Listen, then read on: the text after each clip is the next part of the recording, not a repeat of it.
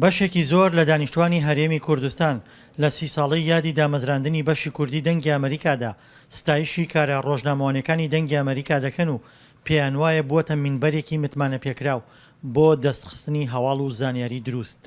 هەڵبەتە ئێستا لە ناو میدیا کوردیەکاندا فۆزایەک هەیە، ئەو فۆزایە لەناو دەنگی ئەمریکا بەدی ناکرێ، یعنی دەنگی ئەمریکا بە شێوەیەکی پرۆفشنەڵانە کار دەکا، لە راپۆرتەکانیشدا هەمیشە بێلایانی دەپارێزێت و هەروەها کاتێک کە راپۆرتێکی دەنگی ئەمریکا دێتە بەرچاو چ بە نووسرا و چ بە بینراو، ینی شایان ئەوەیە کە کاتی بدەیتێ و هەمیشە زانیاری تازەت پێدەدا لە ڕووی هوشیاریشەوە، لە ڕووی زانیاریشەوە دەتباتە ئاستێکی تر.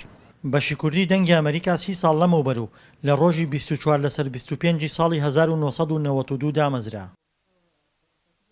پاش 30 ساڵ لە دامەزراندنی پێشکەوتنی بەرچاوی بەخۆوە بینیوە و بووەتە مینبەرێکی باوەڕپێکراوی هەواڵ و زانیاری.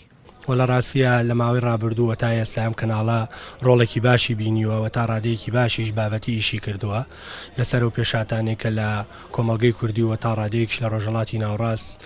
بۆیە من با کەناڵێکی باشی ئەزانم و هیوای پێشکەوتن و با بڵێن ئیشکردنی باشتریان بۆ خوازم و لە ڕاستیە لە ئێستا توانین بڵێن بەشێکی زۆر لە میدیاکان بڵێن میدیا لە هەرێمی کوردستانە دەلاقەیەک یاخود با بڵێن بە جۆرێک لە جۆرەکان ناپیشەیانە ئیشەکەن.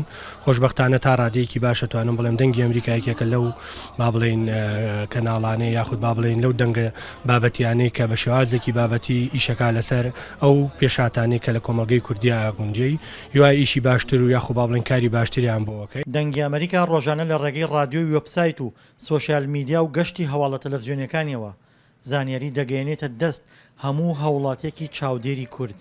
و دەنگی ئەمریکا یەکێکە لەو کەناڵ و با بڵێن بیستن و ئەوەی کە زۆر گرنگی بە ئینسانی کوردە ئەم فترەیە ئەوەی ئاگادار ببن. بۆیە اقتراحەکەم دەنگی ئەمریکا تەنیا دەنگ نەبێ، هەوڵبەن ئیشی هونەریش بکەن، ئیشی هونەرمەندان پێشکەش بکەن، هەوڵ بدەن ینی فرەندایانی بێت، لایەنێک نەبێت بە تەنیا دەنگێک بێت. هیوادارم بتوانین ئێمەش هونەرمەندان هاوکاری ئەم جوانیەی دەنگی ئەمریکا بکەین بە کارە هونەریەکانمان، کارە هونەرەکانمان بگاتە ئەوان، چون بەڕاستی دەنگی ئەمریکا جوانیەکەی لەوایە هەموو دنیا گوێی لێگرێ، بە تایبەتی هەموو کوردستان، یعنی لە هەموو کوردستانی باکوور و باشوور و ئەوە. بۆیە گرنگی ئەم دەنگێکی پڕسۆزی ئینسانی جوانە بۆ ئینسانی کورد. سەرباری ستایشکردنی دەنگی ئەمریکا لەلایەن زۆربەی ڕۆژنامەنووسان و هاوڵاتیانەوە، بەڵام بەشێکی تر لە هاوڵاتیان چاوەڕوانی زیاتریان لە دەنگی ئەمریکا هەیە. ئەو زوڵم و ئەو نەعەدالەتی کە لە هەرێمی کوردستانە حزبەکان و بەرپرسەکان ئەیکەن بیگەیاندایە بە ئەمریکا، ئەو باسی ئەو نەعەدالەتیانەی کە لە ساڵی 1990 بەدواوە هەتا ئەم دقەیە کاربەدەستانی هەرێمی کوردستان کە لە خەڵکی کوردستانی یەکەن کە خەریکی مژینی خوێنی خەڵکی کوردستانن، ئەوە دەنگی ئەمریکا ئەمەی بگەیاندایە. بەڕاستی کەم تەرخەم بووە، بەڕاستی باش ئیشی نەکردووە لەم کایەیە، چونکە تۆ دەنگی ئەمریکا معتەبەرە کاکە لە ناوەندە جیهانیەکانە لە ئەمریکا ئەتوانێت کاریگەری هەبێت، تەئسیری هەبێت لەسەر ناوەندی ئەمریکا.